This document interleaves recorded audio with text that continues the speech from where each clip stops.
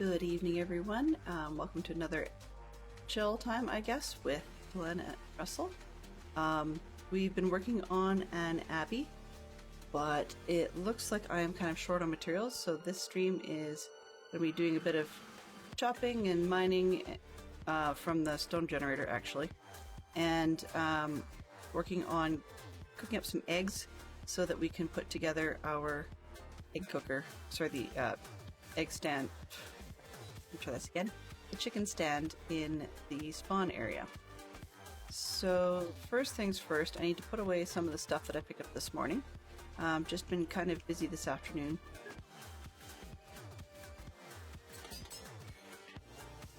Oh, so far so good.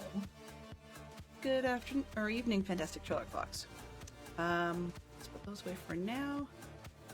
And I just wanted to top up some of my other boxes so that we'd be ready to go for later. Let's throw this one up here. And I think, where did it go? Oh, there it is. So there's some more of the materials. Let's put that over here. And just fill them up. This one? Yeah. I shall fill what I can. Not this one. Let's see what's that. I don't think I need this one anymore. But you never know, so I'm just going to sort those just to have some space. Put some more stuff in. Why not? Fairly certain the carpet doesn't need to be there, so I can put that away. That was actually from the chicken cooker. It was kind of a side effect experiment. Okay, so windows can go back here. You never know when you're going to need wood. And those were kind of staying.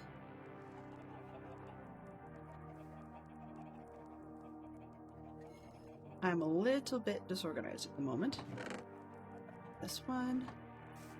And then that's precious enough to go over there. It's this box. So I need a ton more stone, which will probably need a whole nother box. And a bunch more spruce trees. I am plumb out of those. That's always...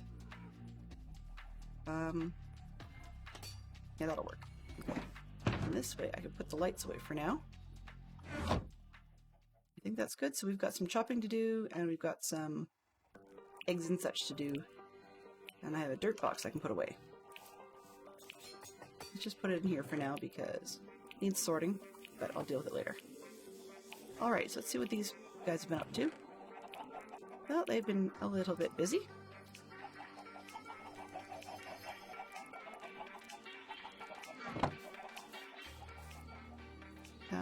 Actually, I just want to get rid of this piece. I might be a little quiet, sorry. Apologies if I'm muttering. Not intentional. Shush. That should, if I... Yeah. So that's got everything turned off. That's okay. Hello? Hello, how are you doing, Poodle Pilot? Pirate, sorry. I'm just ditching a few of these. Let me see if I can actually find another box of any sort. Where did I put my random boxes? There. It's noisy. I'll have to shut off that sound pretty quick here. But what do we got? This one. Let's just put some eggs in here. And let them kill each other like entity spaces, I guess. But the idea being if I've got some chickens, then they can turn into chickens and we'll get ourselves some cooked chicken to work with.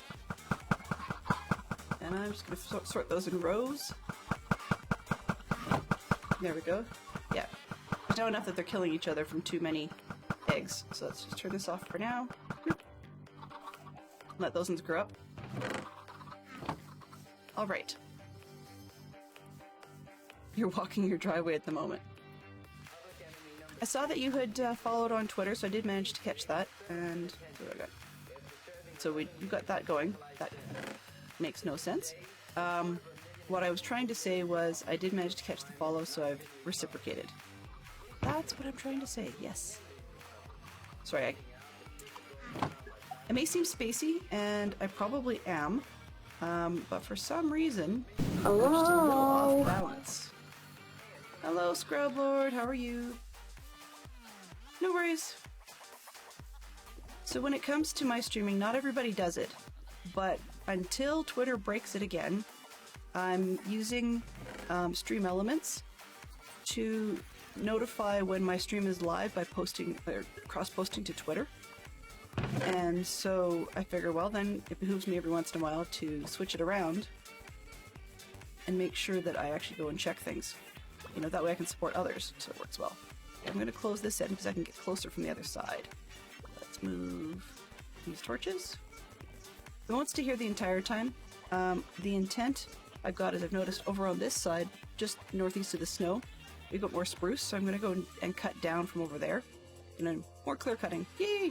But the reason I'm doing that rather than a farm at my base or near my base is because I don't really want to have to deal with the Podsoil mess from later, or like from that after the fact. If from later, that makes no sense. So anyway, that's where I'm at the moment. And I don't have a beacon set up for speed on this one, so we'll just see how fast we get going.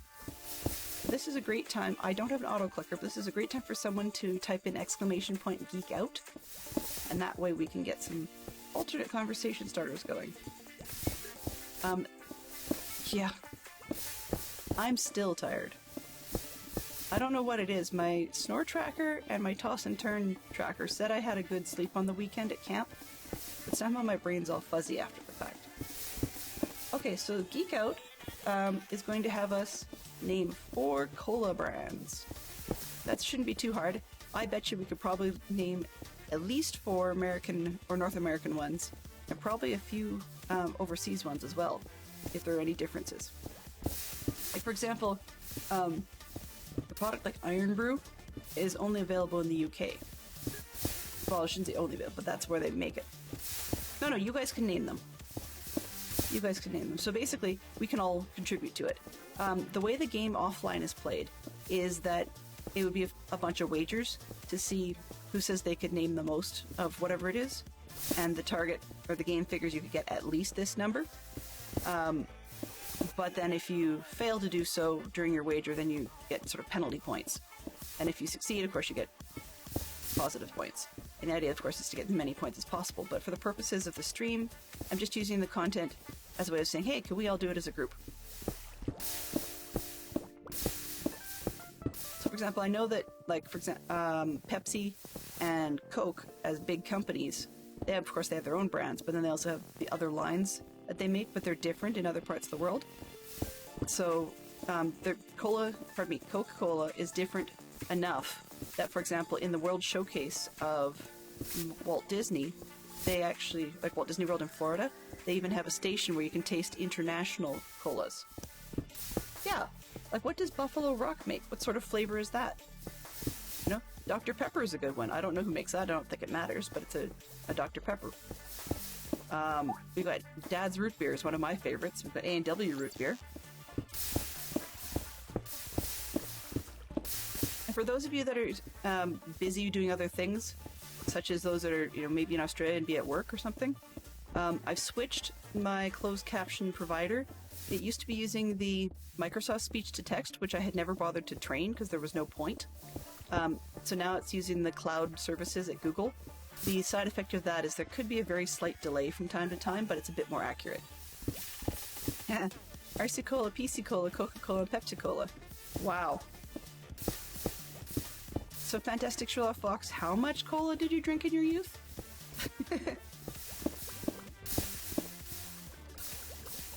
Pensacola, oh lovely. The speech to text doesn't always work.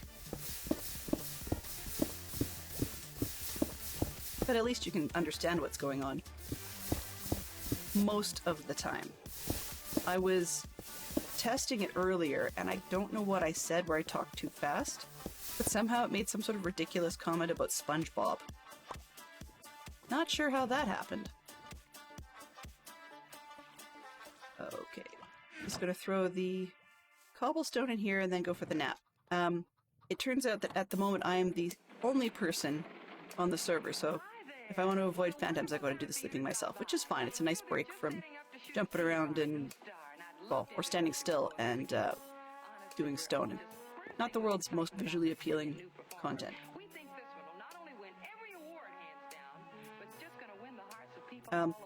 Nobody, as far as I know, has clipped it yet, or highlighted, or whatever you want to call it. But just before I logged out, I was over at the Abbey wall stuff that we're building, and I thought, okay, well, I'll just fly up to the top of the building, and then we'll say goodbye from there. Yeah, somehow I just dropped out of the sky at the top of it, and hit really hard on the roof and went splat. So I got everything back except the sword, but thankfully I had a backup sword that looks nice enough, as in it's enchanted and so on. But less than optimal, we'll say, for sure, less than optimal.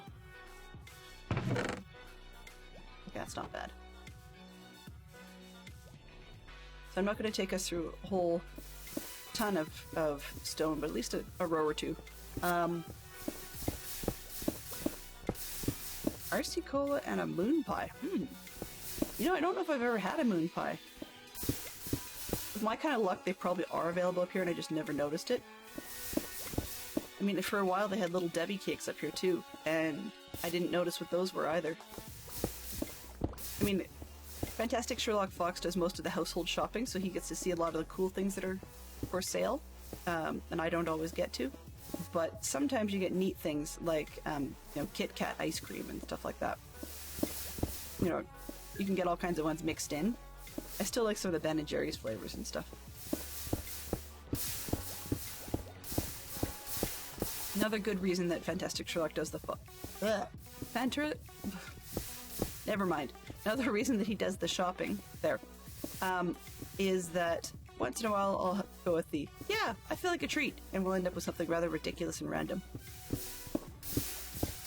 So it's a smart thing. Not that he doesn't get treats, he does, but just the stuff that we buy are just different when we get treats. I'll go for like a single chocolate bar. I'll go for like a bag of Haribos. So we end up with, our kids don't really have a sweet tooth because like a lot of, like when I grew up, my house did it such that you don't get candy very often, but then when you did have major holidays like, you know, Easter or Halloween or something where you're reliable to have a lot of candy, then you could briefly binge on it. And it wasn't to try to eat as much as you could, it was, of course, you'd eat enough that your stomach would start to peel off, and then you wouldn't crave it for quite a long time. And that was a great way to overall have less candy throughout the year. But I found that when our kids don't have much of a sweet tooth and can have it whenever, in essence, pretty much whenever they want, in small quantity, then they've just grown to not really care one way or the other. So things like Easter and Halloween and Christmas and stuff like that just end up with lots of leftovers. And things like gummies do go, but they get almost stiff before they go. So it's one of those things that he and I are frequently on different pages in that respect, because I wouldn't buy those anymore. On the other hand, for me, chocolate is a sweet spot, but that's just because, you know, it's one of those ones that I was even less likely to have as a kid.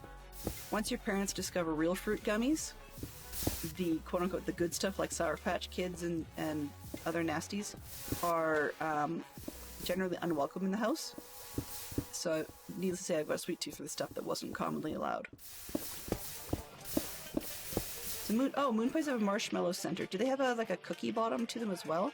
Try to determine if there's a difference between a moon pie and like one of the chocolate dip wagon wheels.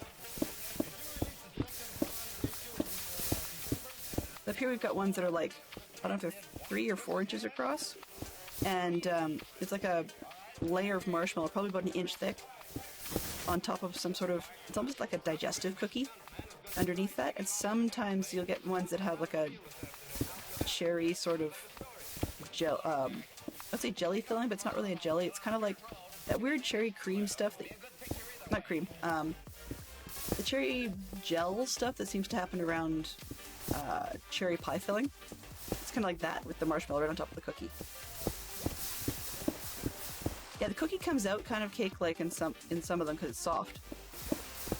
But you said the cookie's a bit cake-like, so maybe more intentionally cakey from square one. That sounds pretty neat. I'd like to try one of those someday. But with the frequency I'd eat them, it would actually probably be better for me to wait and just make that part of a treat when I go on a trip to the US.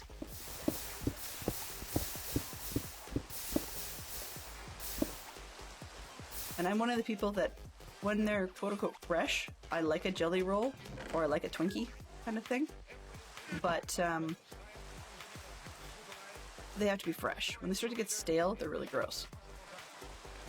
However, no, there's a however caveat to that. Somebody a couple of years ago actually showed me at a scout camp. The scout leaders were doing dessert treats of whatever they wanted. And this person actually made up like speed biscuit dough. So in our case, it was Bisquick. So quick biscuit dough. But as it overdid it as a batter, then it was almost like pancake mix. Not quite, but almost. And then they coated their Twinkie. Yes, Twinkie. Chocolate with the cream filling. They coated this thing in the like soft Bisquick batter stuff, and then they roasted that over the campfire. And it was one of the weirdest, but most interestingly yummy camp treats I've ever had, and it could be because I was at camp. I mean, when you're out camping, you'll eat just about anything. But this one was like that. I'm pretty sure we probably have them up here, I've just never seen them. Maybe at some point just DM Fantastic Sherlock Fox. He seems to be able to source just about anything.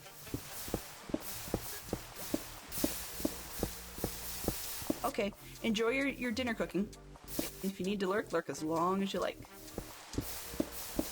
Oh, if you get a second poodle, can you just let me know when it is you're next intending to have your stream? I'm trying to catch as many as I can, and I seem to be missing them repeatedly.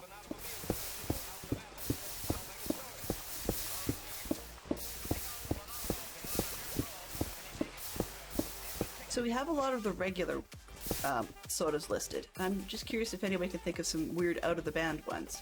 I know some of the ones we didn't cover were lines like, "Ooh, awesome, thank you very, very much. I will do my best to be there." Shout out.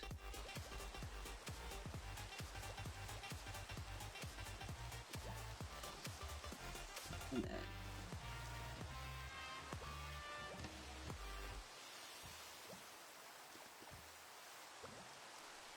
oh, weird. That one didn't grab the picture. Wonder what happened there.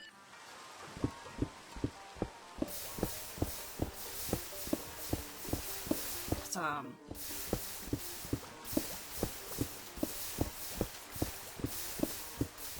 So, some of the cola sodas that we like are that haven't been named so far, ones that we can get up here at least. We've got, I mean, there's standard ones like you've got 7-Up, and then on the other side you've got Sprite.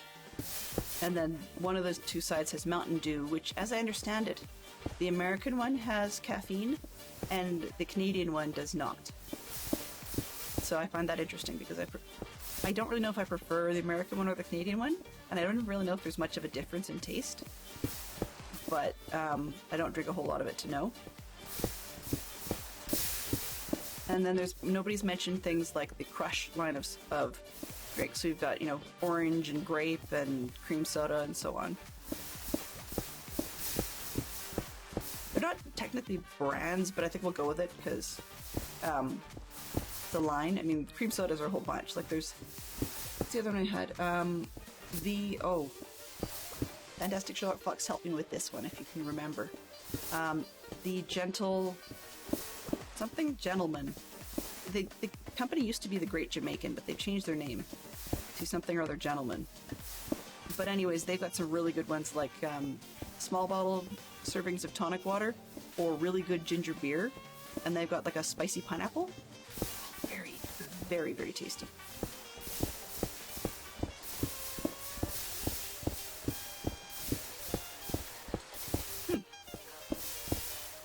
When I had my old closed captions up there, I didn't use a preview screen.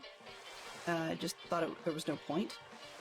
But just catching out of the corner of my eye the plugin I'm using now, I'm actually quite pleased with its increased accuracy compared to the previous one. There's still some stuff that's completely out to lunch, but at least it's somewhat discernible what the words should have been, whereas the other ones I could have been speaking gobbledygook for all anybody knows. who often has gobbledygook in a word that actually comes through in a closed caption. Alright, so we are looking at 20 minutes in already. We could probably use a new geek out because we've exhausted, well, I shouldn't say exhausted, but we did a good job on that previous one. Ouch. Okay, literature. 6 female protagonists. I'll be honest, I haven't read in a very, well, I shouldn't say very, but I haven't read a whole ton in a long time. But I would say, oh, fiddle. Now, leave the tip of my tongue. Female leading characters is really what the key is here. Thank you. I don't know if Catherine Janeway would really qualify as literature, Fantastic Sherlock Fox. Maybe if they novelized after the fact, but possible. Jessica Jones, indeed.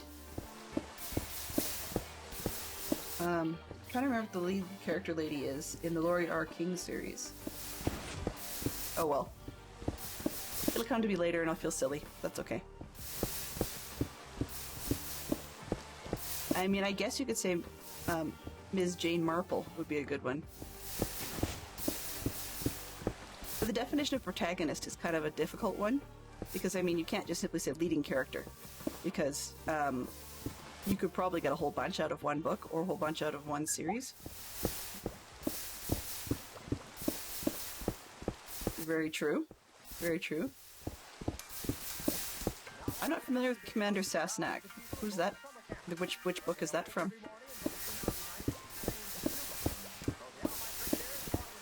I'm starting to think Marina from Brave. I'm starting to think that if I was going to actually try and play this game offline with Fantastic Sherlock Fox, I would get creamed. Now, Brave I'm going to discount because once again I'm flagging on that Brave was not literature first, it was a movie. And I mean, just because they turned it into kids' novels afterwards, I'm not sure that would really qualify. Unless you're thinking Brave as a novel that I'm not familiar with, but if you're thinking of the Disney movie Brave, that's actually Meredith.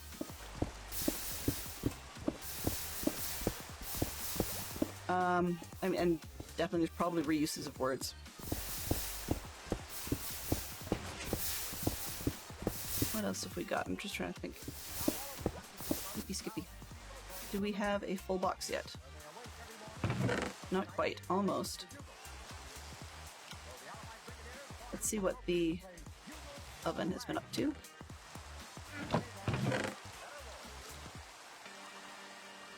we have any more? Let's grab buckets. Merida, thank you. Yes. Yes, see? Even I get it wrong.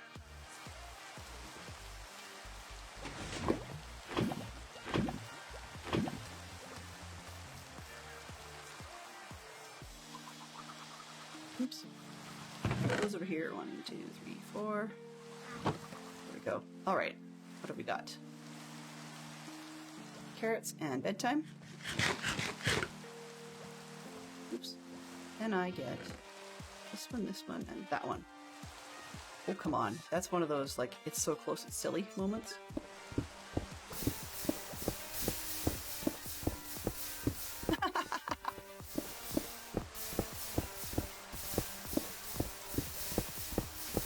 Well, then I'll throw a second smiley face up there, verbally. Once again, flagging Rey Skywalker. Same reason.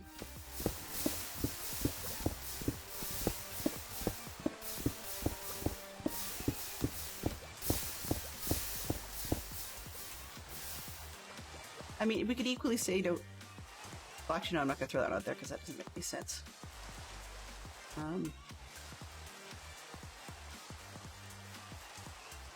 Yeah, like, or, if I was to go with just female characters in general, of course, we've got easily, you know, Hermione and Queenie Goldstein, but I'm definitely not going to use either of those in this case. I've said them, but that's not what I meant to. Now, true, I would say that. I'm not sure as whether or not that qualifies as protagonist. You're better at that than I am, Fantastic Sherlock Fox.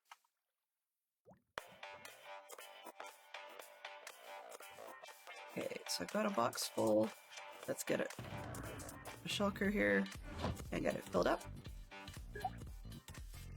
Ha ha ha. Yep. One of my personal favorites.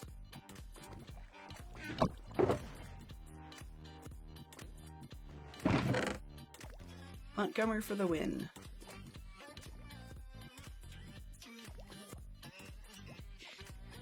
Oh, we had some hiding in the... Interesting. I didn't think we had that many hiding in the uppers, but I guess so. Alright, 46. That's one box. If I can get a second one, it would be really good. Let's take a break and see how the chickens are doing. They were out.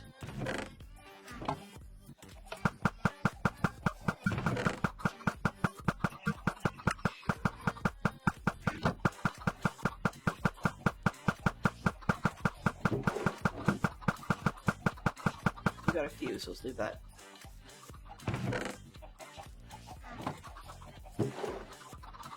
Truthfully, this is set up so that I can actually put chickens on the top and then have them do this, you know, manually, but I have far too many boxes, eggs to worry about that at the moment. Alright. So the idea will be, in theory, we're going to have cooked chicken and feathers and stuff available for people. I mean, truthfully, if I had built myself a squid farm, then we could have, like, books and ink and stuff like that. Anne of Green Gables rocks! I mean, there's plenty of series ones, but I guess in the same vein, I can add Pat of Silverbush, because technically that's another one of the Montgomery books, but it's not related to the Anne series. I guess apparently, according to the supposedly official Anne of Green Gables Facebook page, the one from Sullivan Productions, that it is Shirley MacLaine's birthday this week, yesterday I guess, and she was, she played the, I guess, older lady, almost like an aunt or grandma or something, in, what's it called? I had it on the tip of my tongue. Basically, it's like a new story. Sort of pre-Green Gables, I guess? Anyway, I can never remember. I go to tell you these things, and I never remember it. Like, what a pain. Let's go throw this 9 in with the other one, so I've got a rough count how many we've got. Alright. We need... me not to forget where I put my shield. I guess I lost that too. Dang damn it. I guess I have a shield to make. Well, that stinks. I'll do that later. Whoa, no, not those. It's the first aid box. This one. Either that or I put the shield somewhere and don't remember where I put it. That's a possibility too. But this one's unenchanted, but hey, at least I've got a shield. It'll do. So now I've got 2 things to put in there. A shield and a sword. Work to do. Work to do. We need... How's the axe doing? It will do, but I'm gonna want a diamond hoe. Do I want a silk touch? Probably not. Where's... Oh, and I left the toolbox on the other side. Phooey. Alright, let's get some... 4, 5, 6, 7... Oops, 8. Oh, that's okay. We can deal with that.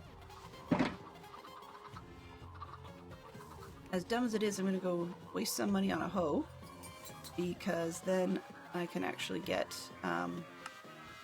things to despawn a little faster. Regular hoe. This one. You really only need 1. Somewhere I've got a second hoe, but I don't know what I did with it. Actually, the number of deaths I've had recently, it's possible that I just lost it. Okay, so it's been more than 5. The other thing we did this morning, well, this morning for me, noonish for everybody else. Choice? Really? Let's go black. Black. 4 musicians who married models. Oh, I only know 1. Let's go with Paul McCartney. but I'm not sure who else. Got anybody have any other ideas? Okay, do I have...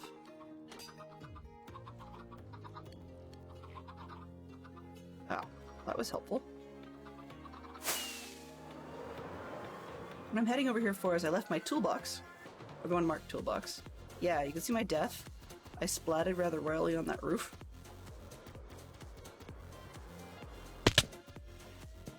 It was not fun. Oh, gravel, right. Note to self, bring gravel. Efficiency and unbreaking.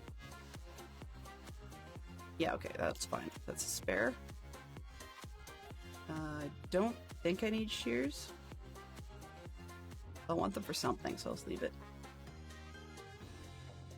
And yeah, that should be good. Oh, great. That's the only thing about it here. Okay, so this one, toolbox. Might as well grab some more carrots. Here, in a greatly simplified form, we have the 4 elements needed in every timepiece. The silk touch hoe would be no good.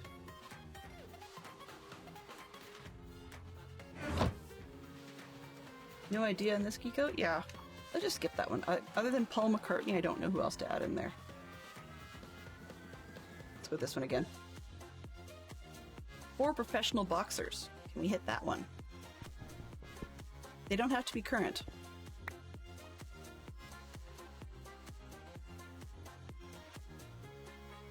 They don't have to be current boxers. I mean, Mike Tyson and Evander Holyfield. Those are the only 2 I know. Anybody else can name 2 more? Wow, you got it. Oh, come on. Do I actually have a creeper hanging around? I think he's underground. Compared to everybody else, where are you? You in the... yeah. He's underground because he's not... oh, there he is. He's in... Are you serious? Of all the weird gaps in the building, I've got a creeper stuck in the walls here. Wow. That's just dumb.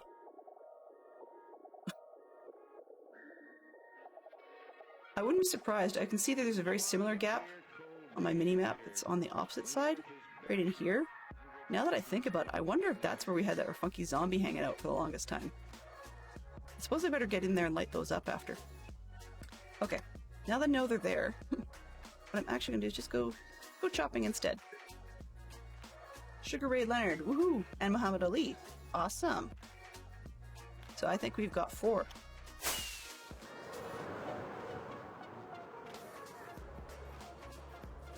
One of the things is that some of these guys start... ooh. No, no, no, no, no. No, no, no. Not happening. Those ones can stay. I didn't put on my leather boots, so I'm not going to be chopping over there.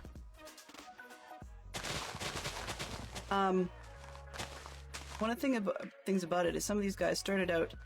some are professional right from day one. Some of them started out as Olympic boxers and that then went pro before the Olympics put in rules that you couldn't have pro boxers. Because in essence they were ringers and got the opportunity to do that job all year round. And that's part of what made it unfair.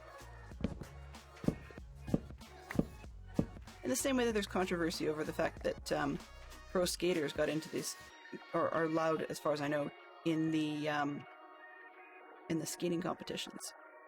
And I don't particularly think that's fair.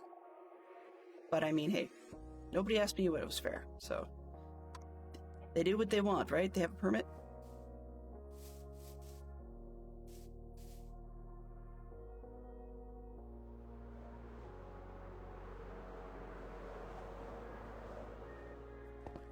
For optics reasons, I think I'm just going to start at the edge with the zombie, apparently. I'm going to start at the edge and then work my way back.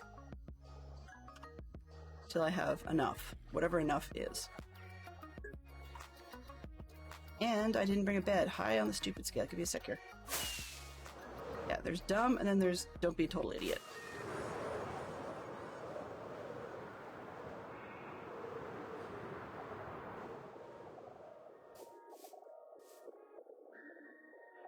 Come on, 20 minutes? Really?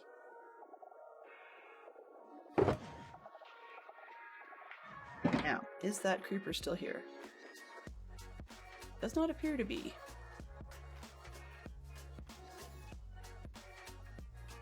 Come on.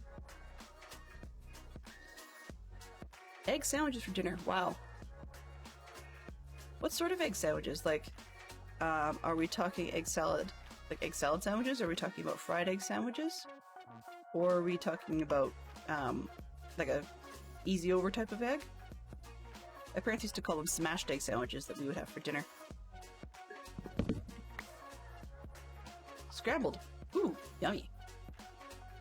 Scrambled egg sandwiches sound great. Now that I have a bed, of course I have no respawn point. That would be, you know, sensible. Oh well, let's tempt fate.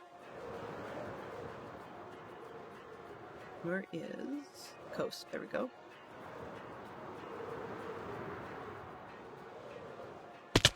Ow.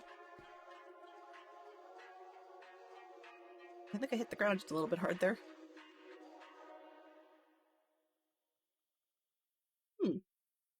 Now, that sounds a lot like what we used to call smashed egg sandwiches. Basically, you mix up the mix like you're going to make a scrambled egg, but then you just don't really bother actually scrambling it. It's kind of omelette-y at that point, but it's not thin and spread like an omelet. It's however it happens to go. Kind of like making scrambled eggs, but as soon as it starts to cook, you stop stirring.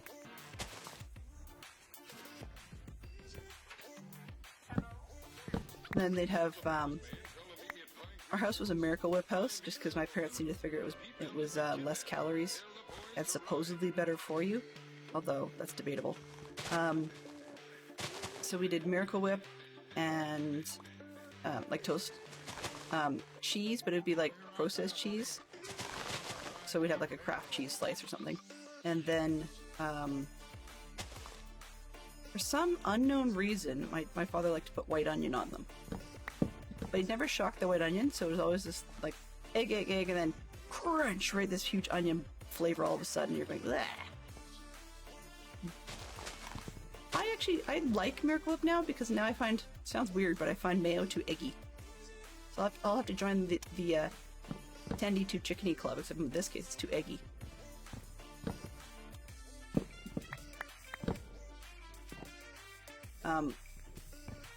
The other part of it is that for whatever the heck it's made out of, while it does require refrigeration, it doesn't necessarily need as much refrigeration, or it's not as fussy about refrigeration as egg products are. So it made more sense when we were going camping, because it was just easy to take with us. And you had to keep it cold, but you didn't have to worry about the eggs going off in it. But it was still, you had to worry about it in the same way as a cream product. Just not, for some reason eggs go weird. I was pokey on eating the eggs my kids dyed for Easter this year.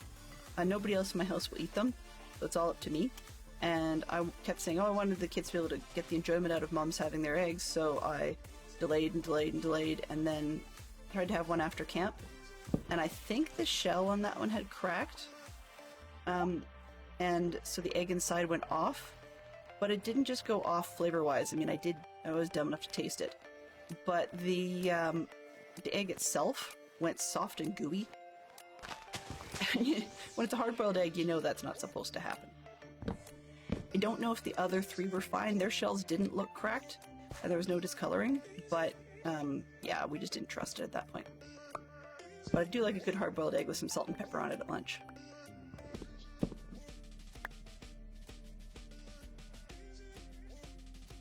Oh, yeah. And Kewpie mayo is pretty good, too. But really, it's kind of like... How do I explain it? It doesn't taste at all like ketchup mayo mix, but it reminds me a lot of that color. Then again, the kids... I also like what the kids used to call... or not kids, but my daughter once told me it looked like cat food as a sandwich. I don't actually eat cat food, that's ridiculous. But I like flaked ham with mayo and then chopped up pickle in it. Like, you know, a nice good crisp garlic pickle in it. But in a pinch, if I'm making it on the fly and didn't have any good pickles handy, then I would do, you know, flaked ham, like flaked ham Miracle Whip. Actually, I do prefer that over mayo, but flaked ham and Miracle Whip with like a Bix sweet relish, like your hot dog relish in there. And yeah, that'll do. And the kids go like, yeah, that looks like cat food. Well, tough luck, you're not eating it. The other one that I like to do, the kids aren't a fan of, is when we're doing taco chips or something. Maybe it be nachos, or if we're having it for dinner, not dinner, sorry, as a snack, then I will mix together mayo, not mayo, sorry, I keep saying mayo. My world's Miracle Whip, unless otherwise noted. But I'll mix that, not mayo, totally out to lunch. Sour cream, yes, thank you. Sour cream and salsa mixed together, but it makes kind of a weird color that the kids think looks rather nauseating. And the way I look at it is just, you're getting both flavors. I like both flavors anyways. Why waste the time double dipping? Or having to get a spoon to scoop one out on top of the other just so that they don't mix together. It's like, if you got your own bowl and nobody else is sharing it with you, then put whatever you want in it. Hey Bee, Silver Bee, good evening to you too. How are you? Hello there. Hello there.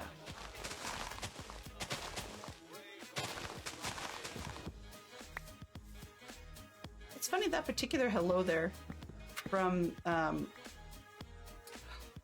Obi-Wan Kenobi, the Ewan McGregor version.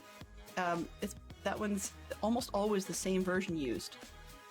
It doesn't seem to be that there's an easily available or popular version of the hello there that's pretty much the same thing from the Kenobi TV series.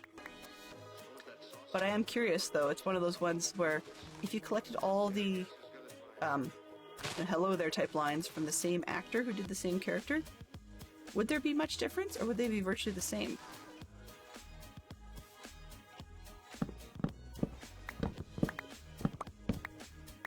And it also reminds me, and I keep forgetting to make a note of it, that I should grab and add to my hello list a collection, or not collection, a hello there from Alec Guinness. He's my favorite Obi-Wan Kenobi. On the other hand, I would watch just about anything Alec Guinness did. You know, even if it's like spreading butter on a sandwich or something, I would watch that, because Alec Guinness was really neat. I liked his material. Have a good time, Poodle Pirate. Enjoy your sandwich. That's one of the other things that I grew up with that we don't do in our house. Friday nights were just about consistently a sandwich night. And it's not always cold sandwiches. I mean, sometimes it would be BLTs. Other times it would be, like, we'd have, egg sandwiches or whatever. And sometimes it would be peanut butter and jelly sandwiches, depending on what was going on. You know how busy things were. If we're going camping, it would definitely be peanut butter and jelly sandwiches because it was easy, right? You drive out there and don't have to worry about heating things up. We just don't do bacon, lettuce, and tomato sandwiches at our house all that often. And we don't do, like, Reubens and what's the one? There is one that we started doing recently, but it's not on a sort of sandwich night. It's one that Fantastic Sherlock Fox does with, like, turkey bacon club. That's what it is. Yamo. I guess it's just that our house is not much for sandwiches in general. Or wraps. But not much for wraps either.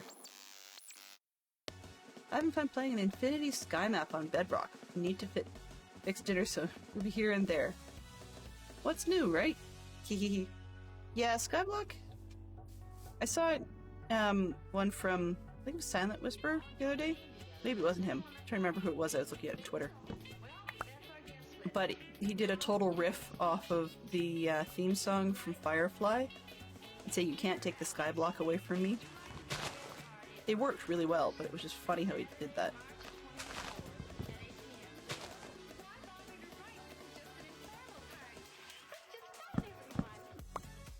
And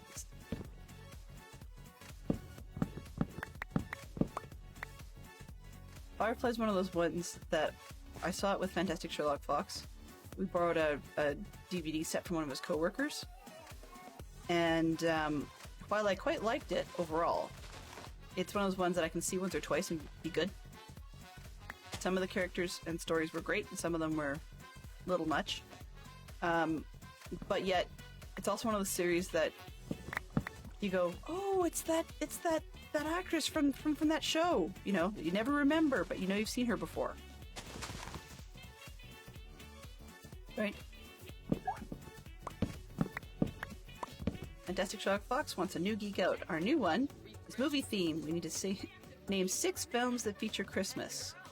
I'll start with one of the worst, Ernest Saves Christmas. And then probably follow with a similarly unpopular one. We've got Try the Santa Pups. Yep.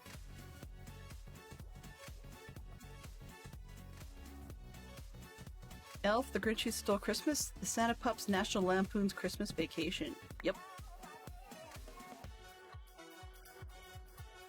I guess you could say Polar Express. That's another one. Oops. Did we get the Santa Claus in there?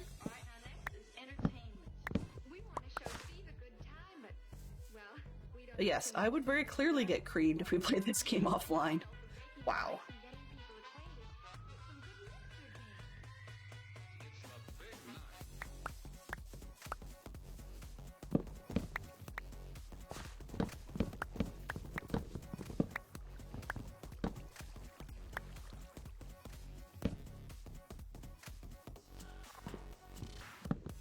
Go. What else am I missing? Doesn't really matter. You just rocketed that one. Okay, let's go this way.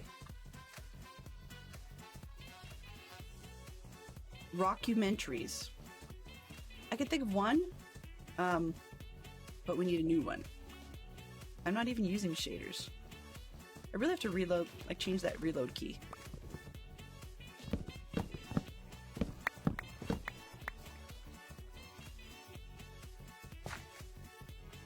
So, rockumentary. I mean, we've got the good old classic. This is Spinal Tap. But that's more of a mockumentary. Might have to skip that one too. And these will come around again, right? But so we've got enough cards that we should be able to get some variety now. I'm gonna skip that one. Oh, well that's not helping much. 4 pre-1990 rap or hip-hop artists. Mark Wahlberg would probably be one of those. Unless he was in the 90s.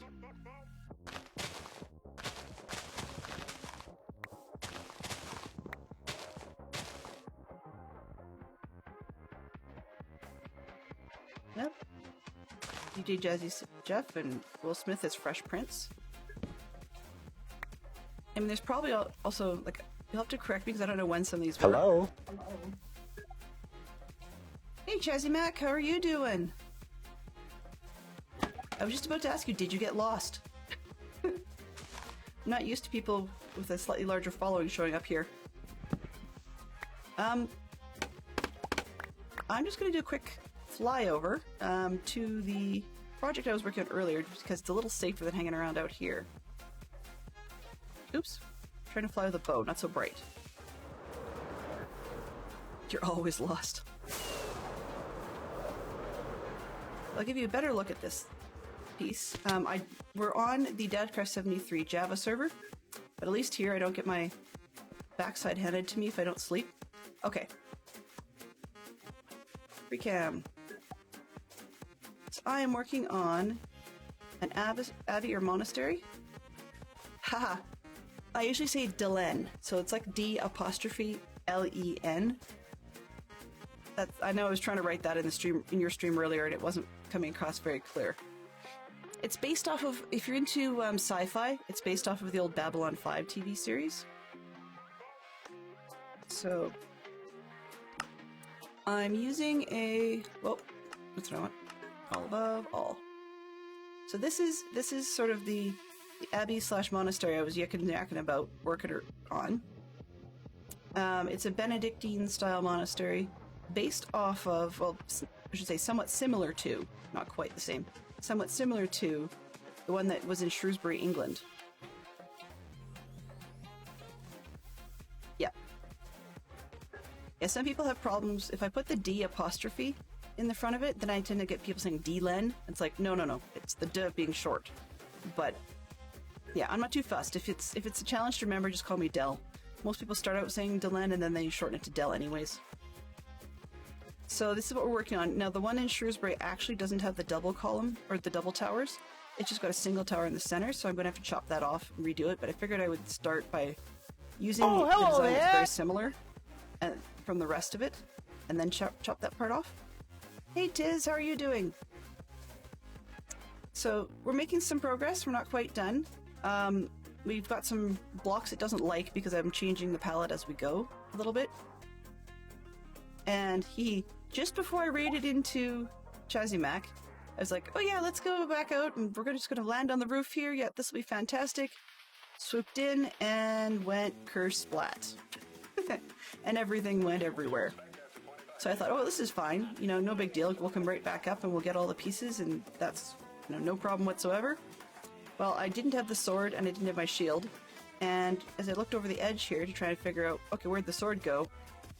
I looked down and there is an entire party of pillagers with Captain. I'm like, oh, well, that's less than optimal. So I just left the sword and shield because I've got villagers at my base, at the castle, who, they're not, what's the word? They're not zombified and cured. I wasn't doing that. The logic behind not doing that was just that it makes me feel like we've actually done something. Okay, actually, let's this way. So I'm still going to use the F4 version and just go... Oh, I can't. I actually have to fly it. Never mind. I was going to skip out, but I can't because it's not loaded in.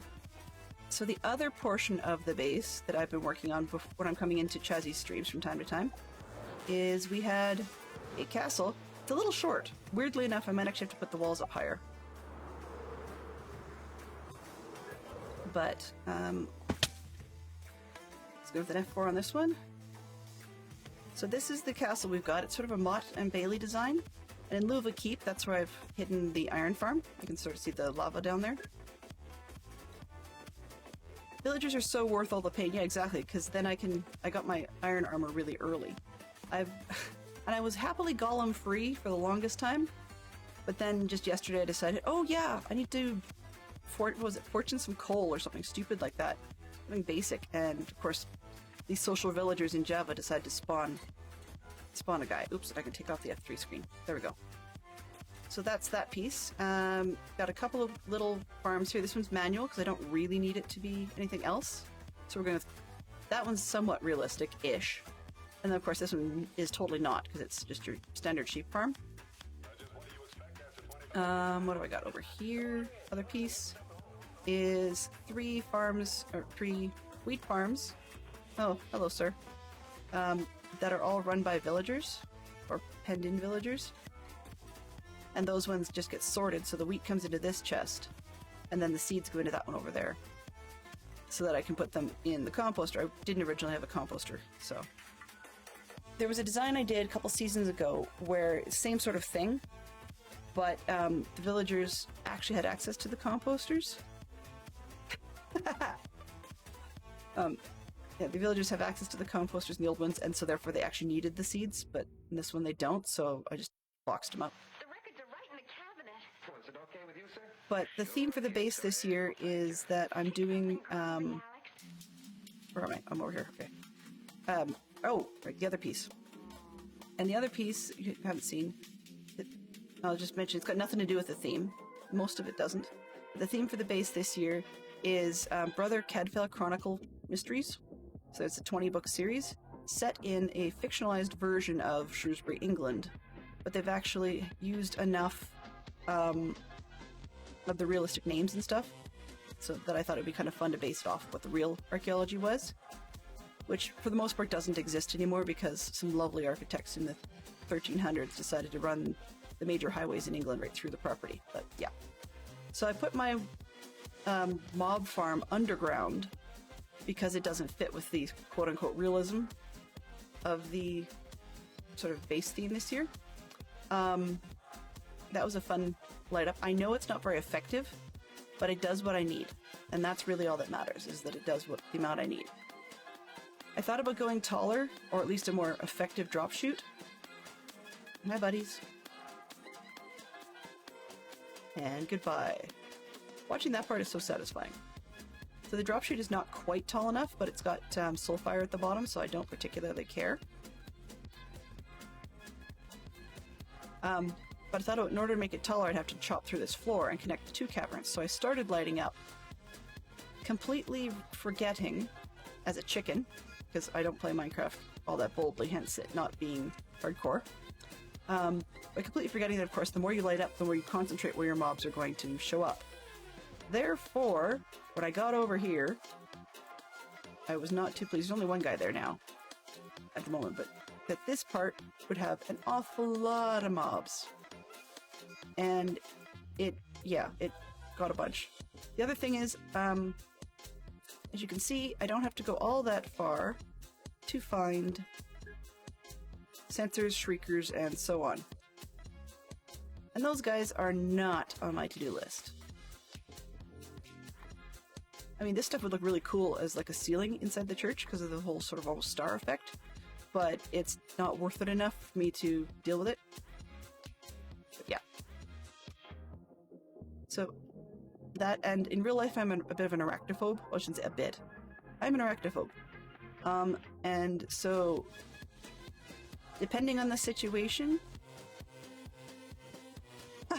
no, you can have the large friend. It's okay. Hello there. Depending on the... Oh, hello there. How are you? Haven't seen you in a while. What was I going to say? I got myself lost. Oh. But yeah, I didn't want those. So because this thing was somewhat based on a real-life location and a semi-historical reference, then I really didn't need to have the mob farm above ground. It just wasn't going to look right. Anxious? And you're at work still? Oh no. But you're doing... Okay, well that's good to hear that you're doing pretty good today.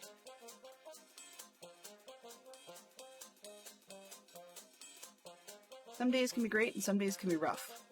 Funny actually, this is going to sound stupid, but I'm assuming you've probably got a cell phone. And I ran across an app you guys might find interesting. It's not related to streaming at all. I've got an iPhone, and an app I just picked up the other day. It's one called How We Feel. Basically, you just check in and you talk about, not even talk about, but like you just check in and you pick a couple shapes or whatever that represent how you're feeling right then. If you want, you can make notes about whatever it was that caused it. It's kind of neat because it's put together by a bunch of psychologists and researchers from multiple different universities and psychiatrists, and there's a whole bunch of different people. And yeah, it helps you track patterns, and you can link it into, at least in the iPhone. It's called How We Feel. I've heard there's an Android version, but I don't have an Android phone to check it. The logo looks kind of like a heart made out of multiple colors. What's nice about it is that they have little sort of technique talks that they're about 1 minute long a piece, and sometimes they're from rather esoteric groups. Like, I was not into Reiki and things like that. But other times it's from psychologists or psychiatrists. Okay. Whoa, dude. No. Okay, you guys. Dumb. On my part, come back here. Okay, I need you to not go out there. Hey. Okay, one at a time, I will take you back. Come here. Yep. You bored? You can go back in there. You too. There we go. Okay. I don't really want to have to deal with that because I'm going to try and get... The ultimate plan is to build a bridge, because there's a bridge across the river in Shrewsbury, and then try and move the librarians way across over to the monastery and the priest, and then breed them up get some more librarians, try and cover as many books as I can, because I mean, it populates the whole place. And this is gonna sound weird, and then I'd like to have a staff of nitwits, because then they look like they're all wearing, you know, like a matched robe that works quite nicely. Yeah, it's free, it's fun, like it's just a quick in and out, and you can add as much detail as you want or as little detail as you want. It's not even like a journaling, you know, mood journal kind of deal. But it's quick, easy, and I'm just trying it out, but I've had it for about 3 or 4 days, and I quite like it. So I figure, you know, it's one of those things, if you're having a bit of a rough time, sometimes it helps to put it in there. And then you can look at it later and go, oh, okay, I was, you know, on my own, but then later in the day when I was around other people, I saw that that cheered me up. Okay, maybe it's a technique that works for me. You know, that sort of thing. But it helps you track moods and so on. And you can link it into your health app as well if you've got one, so that you could track things like food consumption. Not food consumption, sorry. That's not what I meant. Sleep? Yeah, like the amount of sleep you've had. Ow. Oh, I have a bed, okay. The amount of sleep you've had, or the amount of exercise you've been doing, that kind of thing. Those are some of those pieces that can help. I admit, you know, I still have my ups and downs. It's not like it's a magic solution, but it'd be interesting to start tracking it and see how it goes.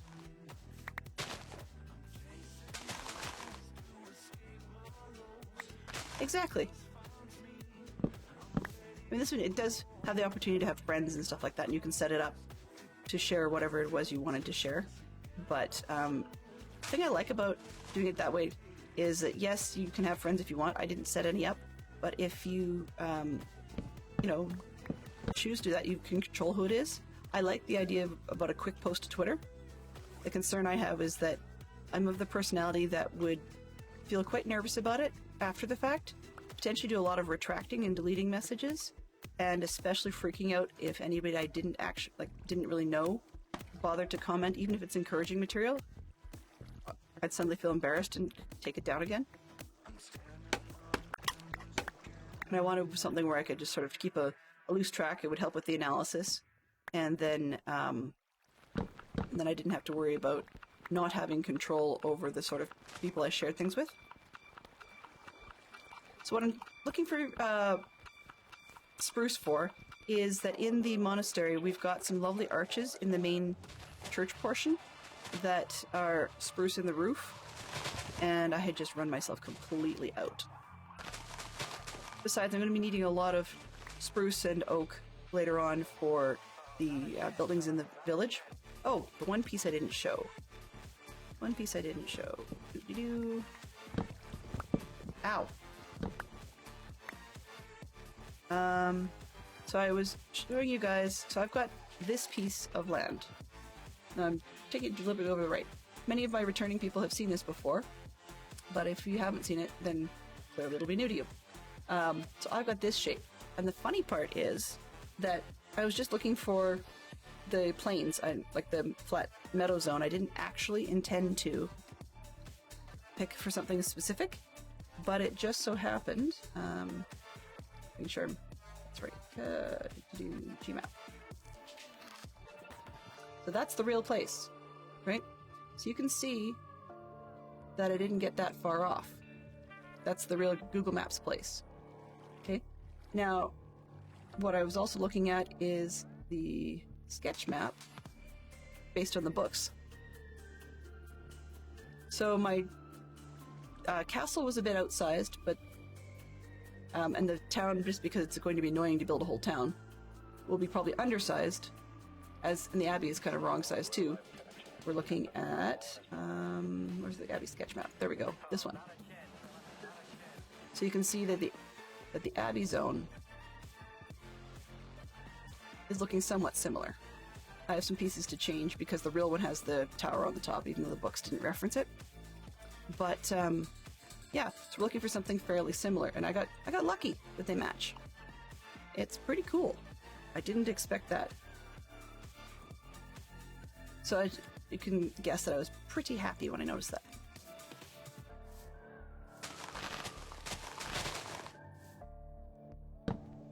Last season, I built a base that just had a weird smattering of references to my favorite mystery book characters. So we had a bust of Sherlock Holmes that was, geez, it was at least 70 some layers high. I think it actually was quite a bit higher than that, but I just can't remember how tall it was fully.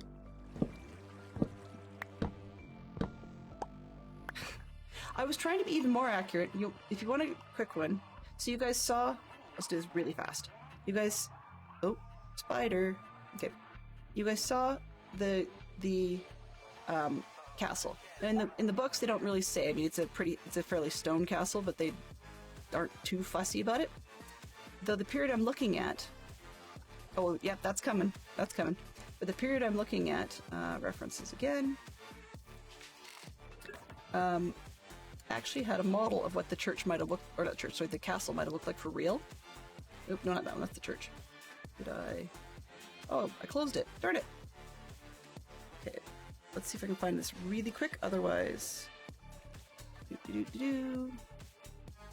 No, not that one. Minecraft stuff. Ideas. Ed file.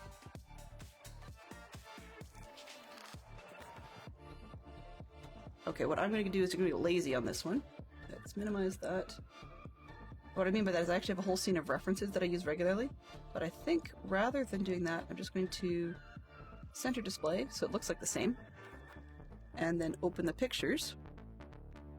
So, archaeologically, this is what archaeologists think that the castle really looked like.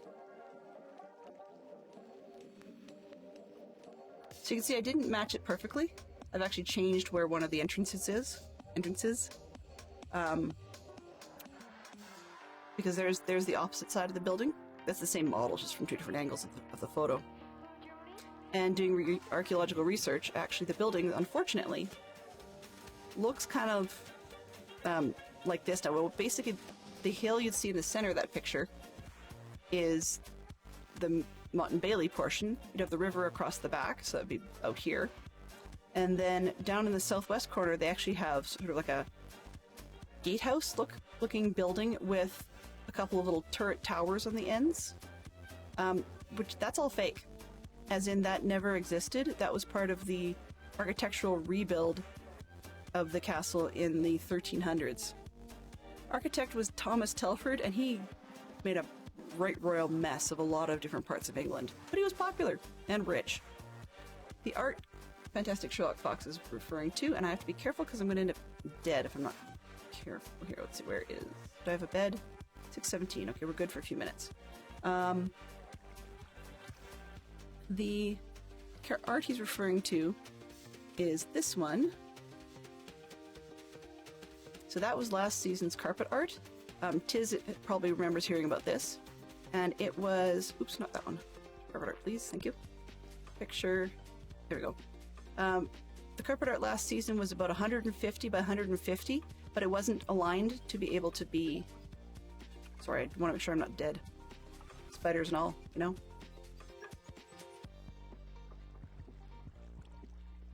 Yep, exactly. And he was popular enough to be hired by all sorts of people. Okay, so picture. Back we go. T. This one. Picture. So that was 150 by 150. I made that on the server, which is a recreation of the book cover. This one.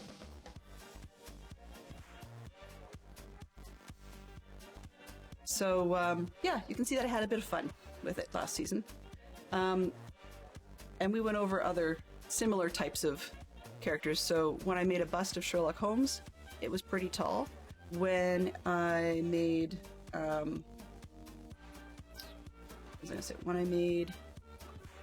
was going to do another bust of Hercule Poirot.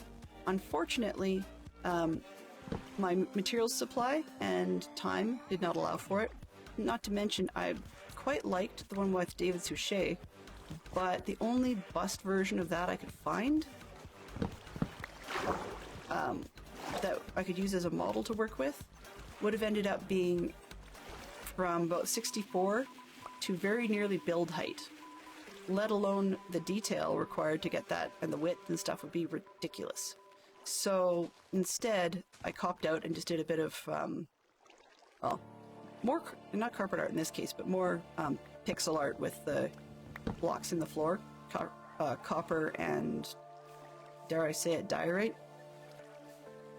But the idea was to reference how I made a lot of these arts by using a cross-stitch program.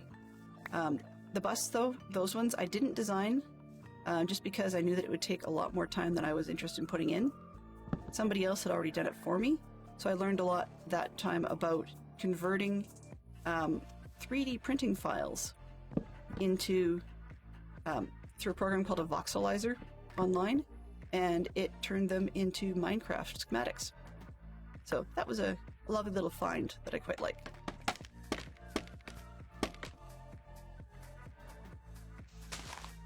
Go.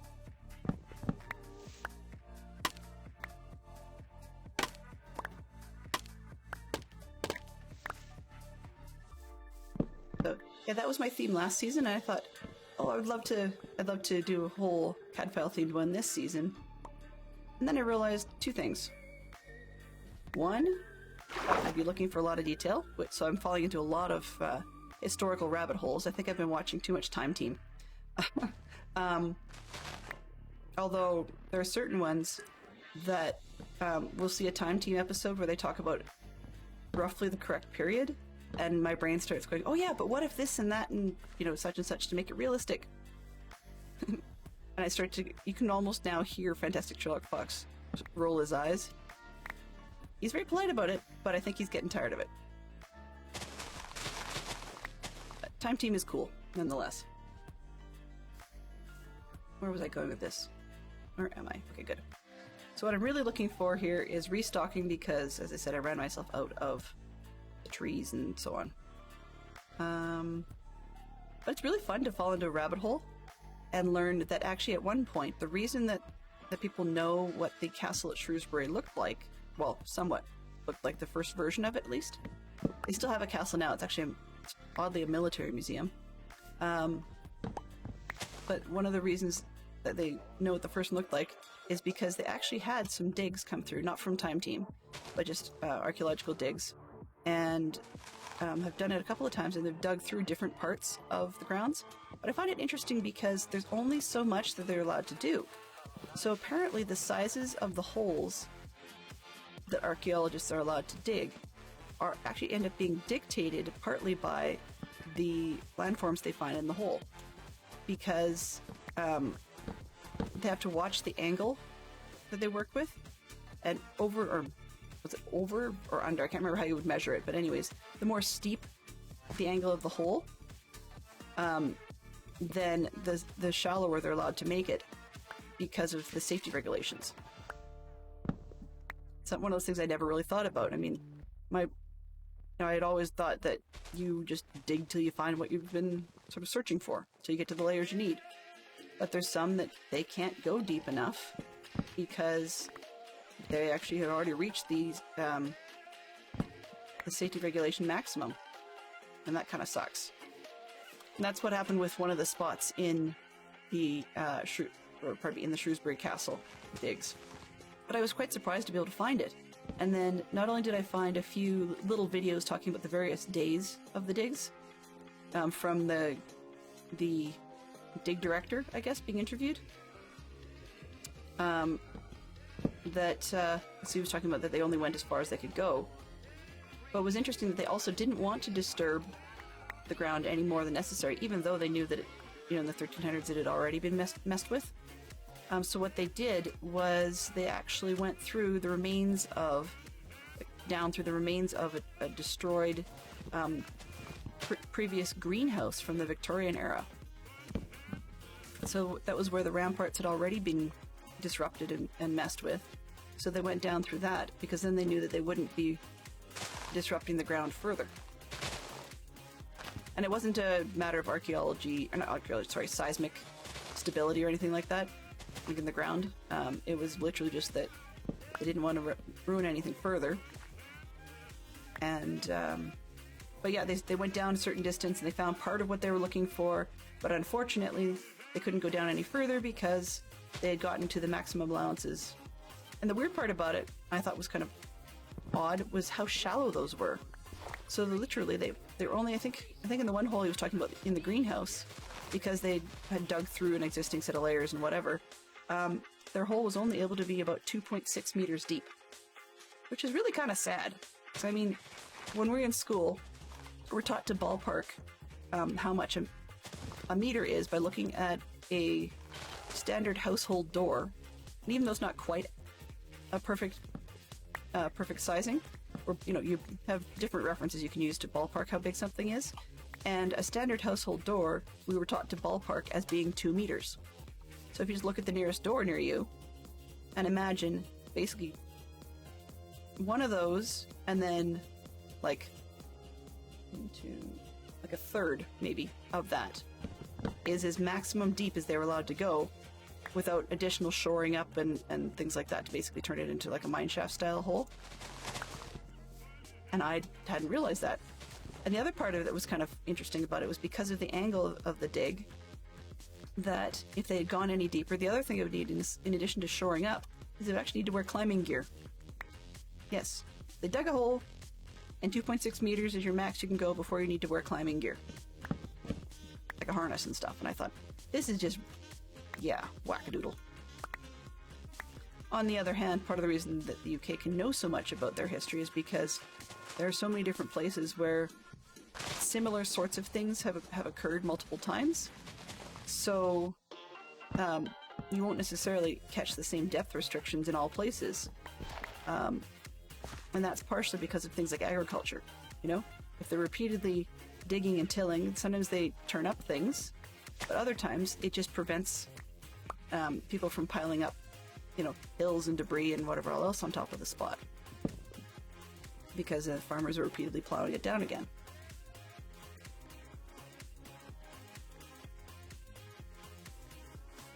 But I mean, it's kind of funny because when you... Hey Neon, how are you? Yeah, I honestly thought they just arrived and dig, but apparently Hello they there. don't. It's quite a big deal. And if you actually are into watching that sort of stuff, as I said, do check out the Time Team episodes. They're going exclusively on YouTube now, and they have Patreon channels and stuff available. But they used to be on UK, was it Channel 4, I think? And so there's a lot of classic episodes in there, but there's also they have the Time Team Classics and then their main channel. And it's really kind of neat to see also how technology has changed, and the geophysics that they use to bounce, say, radar through the ground and figure out where to put their holes in. It's not just a matter of, going to the pub one night and throwing darts at a map. So it's kind of neat. Well, Neon, you're making me envious. We were kind of cold over the weekend. Not too bad, but that hot tub sounds good.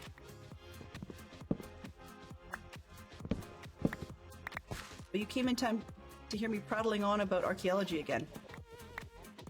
Truthfully, I suspect that if I'd actually, put 2 and 2 together and been half decent, I would have loved to get into archaeology. I think that would have been a great thing. The problem is, I'm Canadian.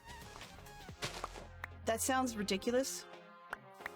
It's not like they're country specific or whatever. It's more that in order to get anywhere that actually has any decent archaeology, other than Indigenous peoples, you're generally going to have to go to Europe. We don't have a whole lot over here. I mean, you can get into pre-modern Indigenous kind of stuff, but you don't get a whole lot in terms of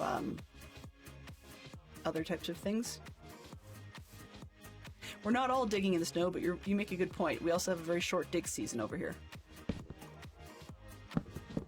Although it does surprise me that our oldest city, or one of the oldest cities in Canada, not that long ago celebrated their 400th anniversary.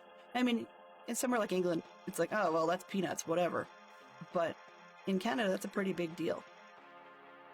And I just left my bed somewhere. Lovely. Where did I leave the bed? Nobody knows. Over there we go. Ow.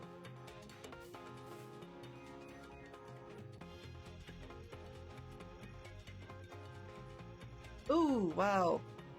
That's a little ugly over there. Don't like that direction. I'm hoping that's in the hill.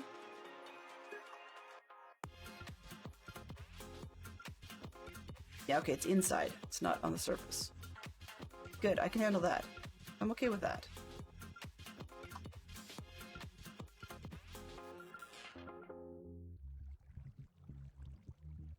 Your city just turned 105. That's not bad. We had our country's 150th birthday for the country. And, like, that was 2 or 3 years ago, I guess now?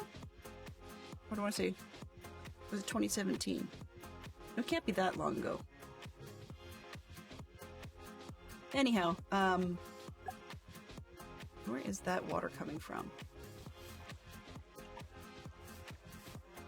That's annoying. So yeah, I'd have to move. In the same way that an acquaintance of ours had wanted to be a paleontologist, aka dinosaur expert, so badly that she moved to Canada. Ha! Waterlogged leaves save the day. Hello, Peregrine. How are you doing? Catching me chopping down trees and muttering about archaeology. Yeah. The other problem with archaeology, though, is I'm not so hot at scientific writing. I'm not so hot at creative writing either. But definitely not great on the scientific writing. Though, I mean, I kind of wish I would have actually gotten my papers back. We had, had to do it like a term, not a paper, but like a term research thing. And then write a paper about it for a couple of my different classes. One of them actually was called Scientific and Technical Writing. But unfortunately, I had issues with the program, like as in belief issues with the program. So I didn't complete, which means, of course, I never got the paper back. But it would have been kind of interesting to see what the professor actually thought of the paper. The one year I was talking about, I did it 2 different schools. The first year I did a paper like that, I was doing it about bear management techniques in wild places. I was taking a renewable resource program, and so I was talking about, like, when you use dogs. The paper is actually talking about bear dogs, so not the species, but that people use dogs to manage the bears. And I'm just kind of squirreling around while I'm going on about stuff. Yeah, but they use dogs to manage the bears, so they don't have to hurt them. The other advantage is that then the bears don't end up habituated to humans. Because that way it, if the bear, they've had bears that put 2 and 2 together, sort of thing, that even if you use rubber bullets so that you just scare them off and don't permanently hurt them, there are bears that are smart enough to put 2 and 2 together, which means then that you've made them dangerous, because the ones that have put 2 and 2 together, they see humans and they go, you're the stupid species that made my backside hurt, so I'm gonna go after you. And it's not exactly like an attack per se. They really want to just scare us in return, or potentially, in their minds, injure without damaging long term. Like, they're not out to kill us, kind of thing. But I mean, there's no point in taking that risk, and so I was talking about programs where they're working with dogs to do that. Then the second time I did it, it was about wildlife conservancies, which is a whole legal mess. It's a good mess, but it's hard to explain in a short version, other than to say it's basically contracts between landowners and environmental agencies, basically with then they're well defined in law, but the idea is that it's a landowner. You still own the land, and there's some limited usage allowed of the land, but it says that you're basically the owner of pretty much a wildlife preserve. And those are quite popular, or becoming more popular in Western Canada, as ways of connecting small pockets of natural habitat with more populated areas, because unfortunately we are running short on places for animals, as everybody is well aware. But the long story made short on that is that of the pieces that we do have, it sounds like a lot when people give out the numbers. The truth is it's not contiguous space, and therefore the animals can't migrate between them. So for example, the bears may be able to have spaces to live up on the top of the mountains, but the areas farther down the slopes where they can come for food after they wake up, unfortunately, are either through or on the other side of major human habitation. So some of these conservancies are working, like people working with landowners, to make corridors of land preserved for the animals so that they can actually do those sorts of transitions from point A to point B. They're also working with company owners, like, for example, campground owners. I used to work for a campground in a provincial park where they had a deal with the national park people or whatever it was, but it was where every year during bear migration season and it's also actually bear meeting season, that they would shut down a couple of the group of campgrounds that they owned, purposely so that the animals could come through without any risk to the humans, but also that it wouldn't just be, bear sighting, we're going to close your loop of the campground. No, they would actually close off the whole campground circle entirely, so that the bears aren't even necessarily aware that the humans come through. I mean, they know that, it smells like human and stuff, and it looks wrong to them and so on, but they're not as aware as they would be if they could still smell human in the wind 200 yards away. And the other advantage of that means that if you have it closed at the beginning of the season like that, then they can also make sure that there aren't any things like dumpsters and stuff around for the animals to go digging through.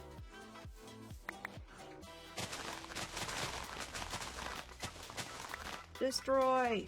Okay. But those are the types of papers I wrote. The problem was, I procrastinate. I procrastinated a lot. And the last one was supposed to be due, what was it? I think it was like a November paper, because it was like 2 semesters sort of thing. Broke it up, and the paper was supposed to be due. And I did research on it, but not a whole lot of writing on it, till, I kid you not, the night before. Actually, no, it was more than 24 hours before it was due, but I mean, I think it was supposed to be due on like the 12th of November. My birthday is the 11th of November, which happens to be Armistice Day, so we didn't have school, so we had a day off. And one would think, at college for your birthday you'd go and party.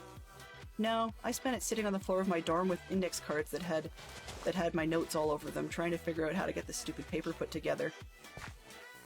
And it wasn't just due on the 12th, like your last chance to turn it in was the 12th by like 11 a.m. or something, so I was in panic mode at that point. But no, the reason I didn't finish the semester wasn't because of that. It was totally a different story.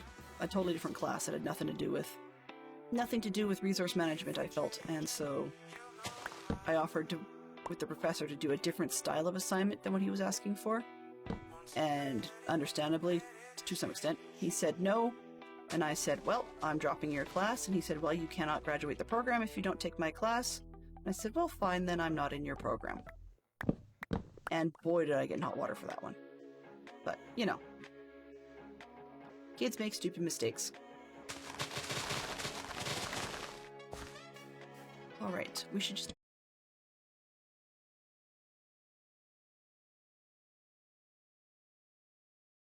Because I am not seeing anything below me.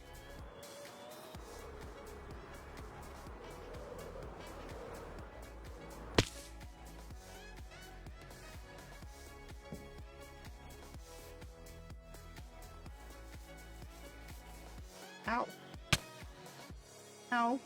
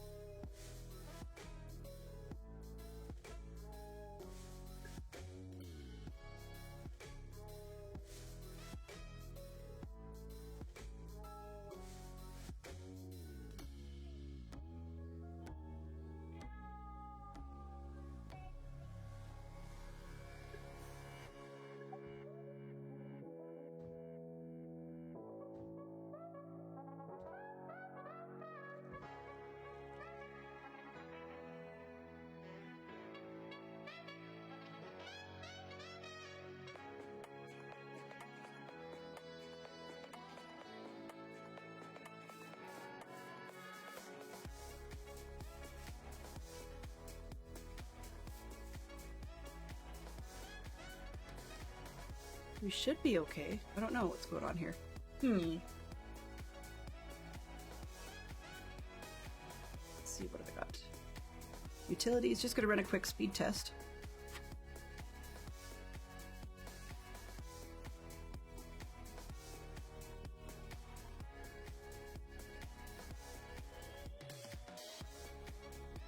That's down. What's up? Come on, test.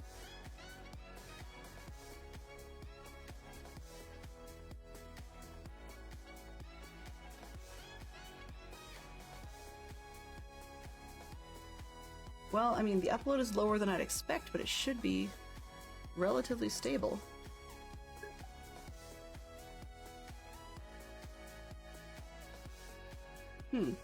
I do not know. Have you guys seen the game, or am I still all sketchy looking? Okay, good. Good. I don't know what happened there. Weird little hiccup. At least something said something. Noise-wise. Okay, let us... I can ditch this guy. Hello, sir. Care for a warm bath? You can see things! Hurrah! Either that or you're the sixth sense. Welcome to the weirdness.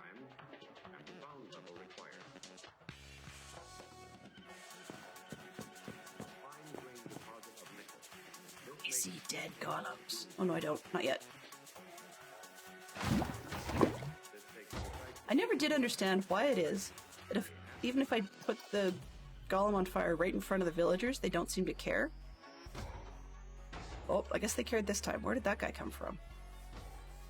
What is it he just spawned on? I have another golem. Where did you spawn, sir? Oh, you... Dang it. Nope, not that one. This is what I keep the crazy carpet for. So I don't have problems with them spawning up here because they don't seem to do it. But there! That's a problem.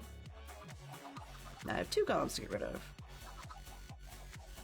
Alright, let's see, how are we doing for eggs in the meantime? I still have chickens. Still at 37, alright. Let's go golem hunting. Here for a hot bath? And this one.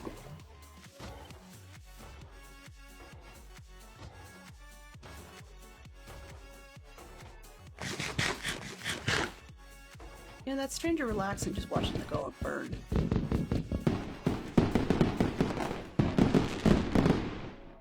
Well, thank you very much for the contribution. So what Gerbo just contributed to is I've got an ongoing... hey, James!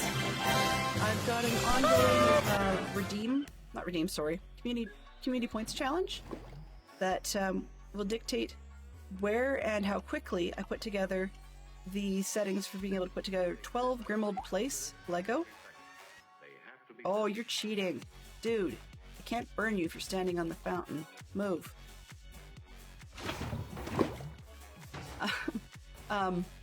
So I've got the 12 Grimold Place Lego set, which is pretty cool because it's actually a row house where the center row house disappears between the other two.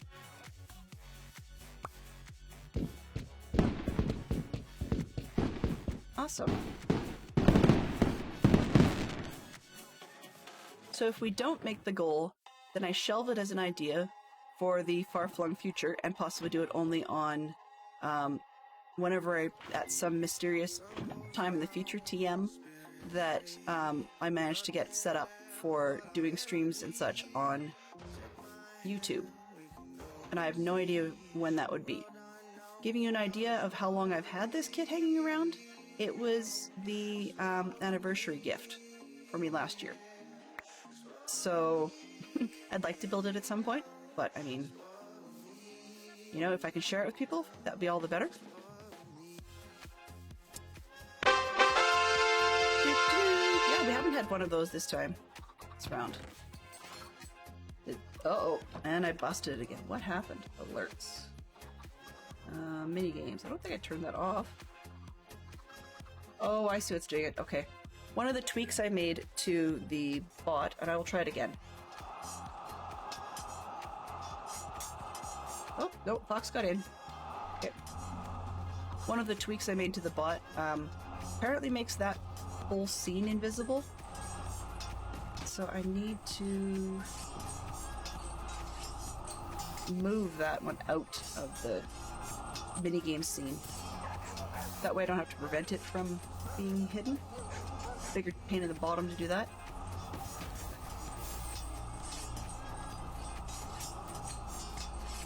Right, let's see if I can do this while we're on the fly. Existing champion. Guess I shouldn't do it while the thing is actually running. That's so smart. I'm not smart. FMRT. That would be an improvement. Actually, let's take this off. Yoink. Let's put that on instead. Oh yeah, I guess you would have a meeting soon. All right. Huh. And I didn't even see who the winner was.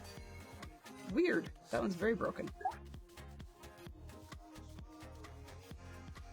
Okay, let's move this down, down. No. Sound booth? No. Down near the hydrate. Let's put underneath mini games, and then I will take off. Remove. That was a waste. It didn't even give you a finish. Gyps! Dang game. Yeah, total dang game. Okay, so in that case, what the heck? Wrong button. Wrong button. Let's try that again. Sorry, guys. Huh. I did not expect it to not complete.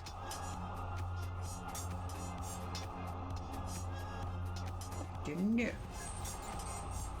But apparently it's in front of me too. That's okay. You got yeeted. Flip flop.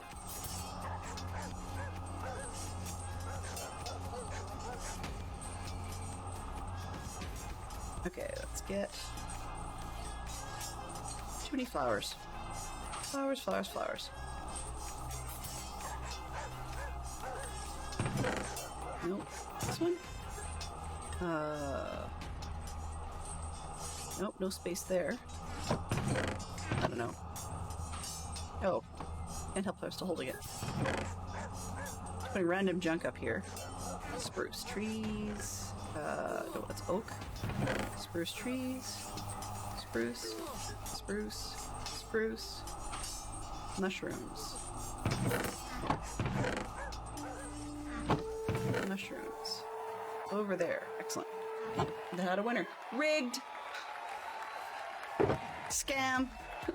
Total scam!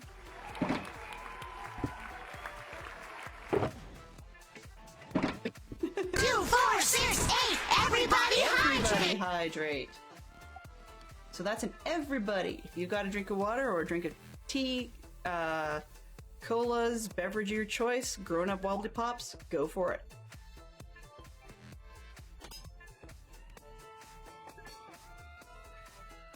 I've had 1 ounce of water so far. Total of 0 ounces so far this stream? No. Huh. I don't know what's going on with that. Could be worse. No data was returned. Oh, that's very broken. Wonder if it's trying to grab the YouTube one now. Probably. So I put most of the YouTube one, you get a little blurb pop up, but if I put it over the Twitch, I get nothing. Nothing. Yeah, well, could be worse. All right, so we've got no more chickies. How much did we get in here? We're only at 40 now. Ooh, come on. After all of that, you got 40.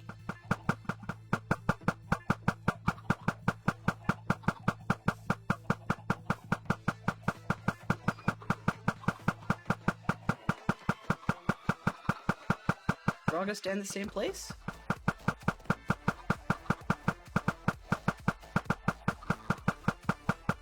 For those in the know, does it have to be a half slab to get them to grow up into the lava? Or would a carpet do? Because the hatch slab's kind of unexciting. Like, you don't even get to see the egg do anything. I just let that one run through. There we go. Clickety clickety. So now we've got a few in there. We'll see what we get. What was I doing? There was a reason I was over here. I can't remember. That's not doing well. So we were looking, I've got shulker boxes. Okay, I've got bits and pieces. I have enough stuff to get me started. Oh, that goes in the, okay. Goes in toolboxes. Lava bucket, right. I got rid of the neighbors.